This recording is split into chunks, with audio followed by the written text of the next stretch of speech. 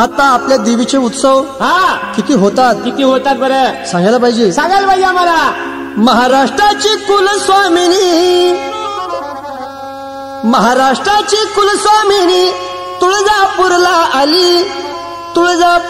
आली.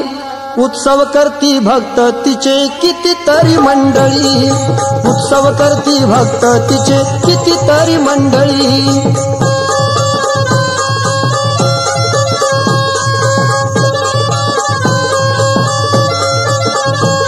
अश्विनात येते नवरात्र, अश्विनात येते नवरात्र. मोठी यात्रा भरते तिथं, मोठी यात्रा भरते तिथं. 10 दिवस लाखो लोक घेती दर्शन देवळात.